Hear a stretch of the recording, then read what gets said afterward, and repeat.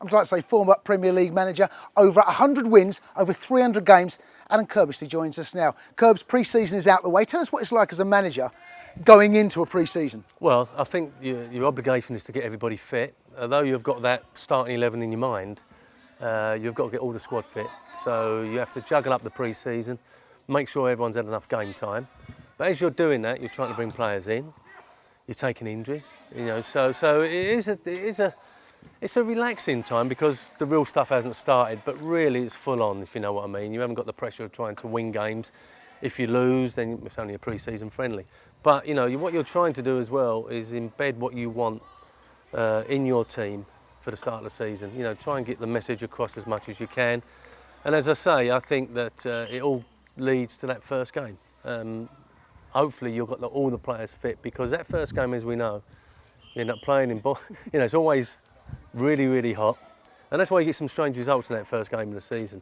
But you hope that you can just get that first win under your belt and then start the season in a good frame of mind. Now, over the last decade or so, we've seen lots of Premier League clubs go to far places, out to Malaysia, China, Singapore, Hong Kong, Australia and America.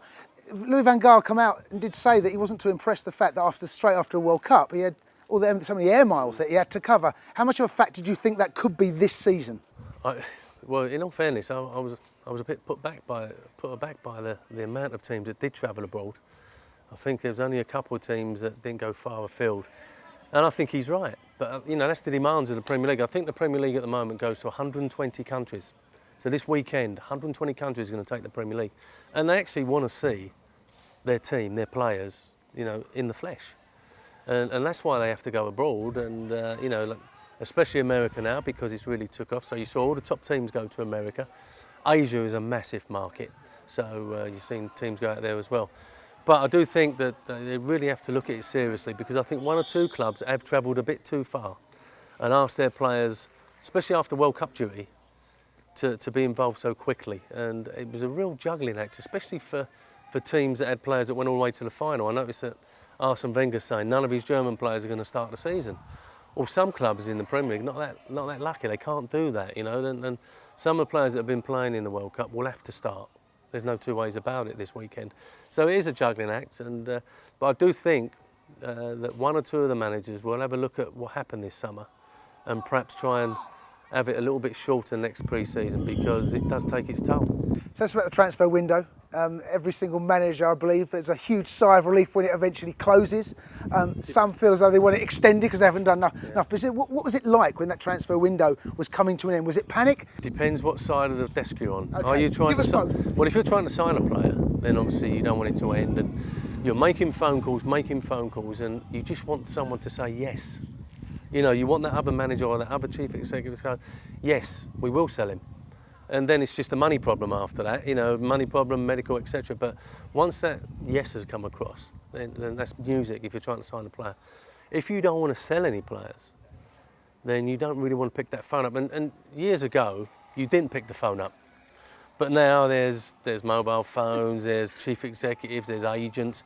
And so if a manager or chief executive or someone wants to get in touch with you to buy your club, there's no hiding place.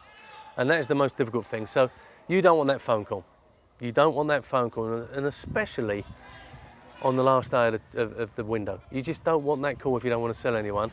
But as I said earlier, if you're frankly trying to bring someone in because you took injuries, you've had a bad start, then you're making calls all over the place and paying inflated prices.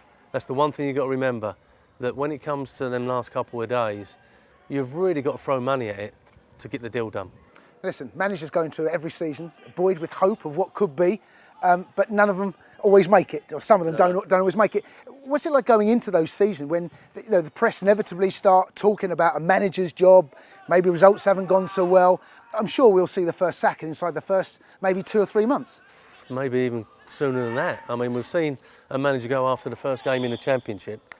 It may even be earlier than that, because the prize of staying in the Premier League, the financial rewards and the financial catastrophe if you go down. So I think we're going to see a spate of sackings this season. Unfortunately, over the last couple of years, it seems like the managers that have won promotion are the first managers to go. So they're a victim of their own success.